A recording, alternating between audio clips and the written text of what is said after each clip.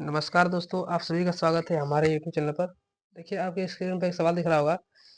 कक्षा 10 का काफ़ी इम्पोर्टेंट सवाल है। देखिए, लिखा है अवकलन के त्रिकोणमिति वाले चैप्टर में शायद त्रिकोणमिति की अनुपद वाले से, ठीक है। देखिए, लिखा है 7 मीटर ऊंचे भवन के शिखर से एक केबल टावर का उन्नयन कोण 60 अंश है और इसके पाद का अनुमान कोण 45 अंश है। तो हमें टावर की ऊंचाई ज्ञात करना है, ठीक है। देखिए ध्यान से।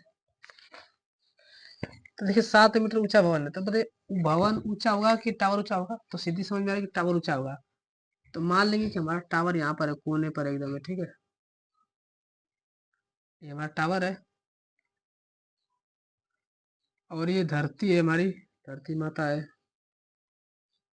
ठीक है।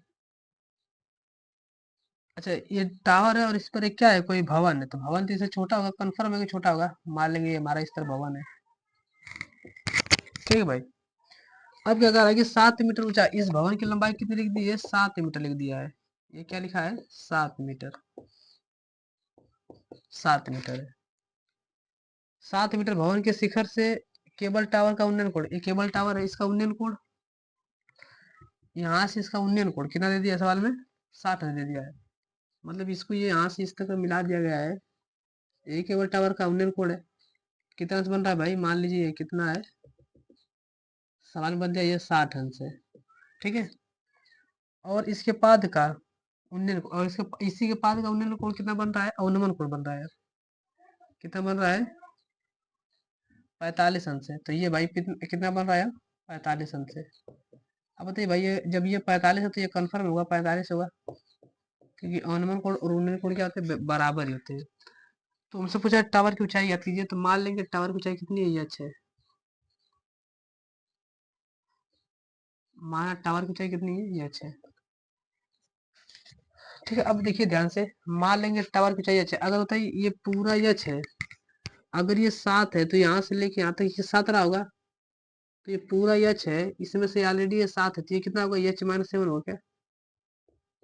बस अब यही समझना है आपको, सवाल खत्म है, ठीक है। मतलब यहाँ से लेके इतनी दूरी कितनी हो जाएगी, 7 h-7 हो जाएगा, ठीक। अब थोड़ा सा नाम पढ़ कर मान लीजिए कि ये A B C D है और ये हमारा क्या E है। तो सबसे पहले ट्रायंगल काम करिए ABC में, ट्रायंगल ABC में। तो मैं मान लेता हूँ, माना टावर की चाहिए अच्छे, दिख रहा है कि नहीं भाई।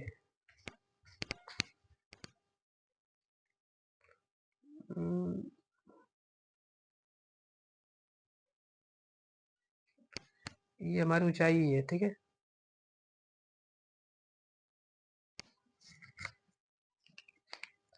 तो माना टावर की ऊंचाई ये हो जाएगी। तो माना टावर की ऊंचाई, टावर की ऊंचाई मान लीजिए हमारा ये एच मीटर है, कितना है, ये एच मीटर है।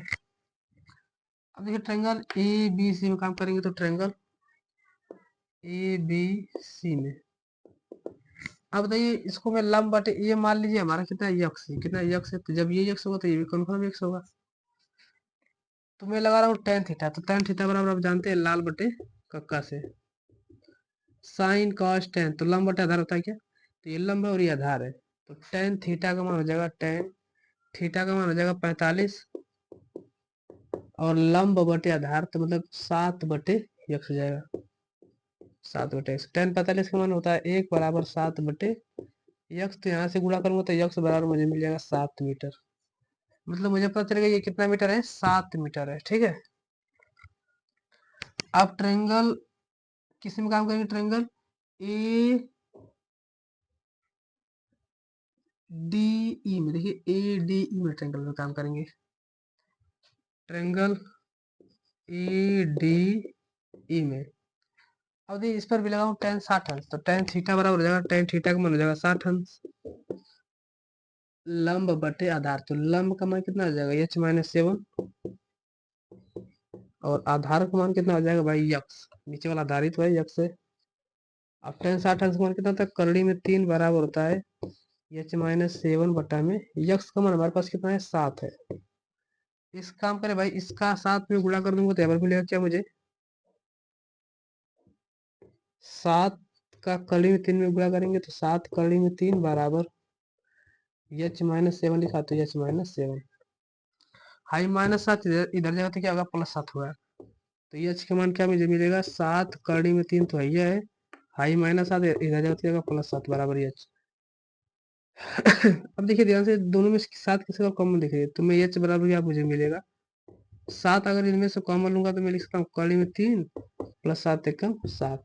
तो जो टावर की ऊंचाई कितनी मिलेगी, 7 कड़ी में 3 +1 meter is the right answer. और ये हमारा सवाल है। ठीक है, अगर वीडियो अच्छा लगेगा इसे लाइक शेयर और सब्सक्राइब जरूर कीजिए। ठीक है, धन्यवाद। जय हिंद, जय भारत।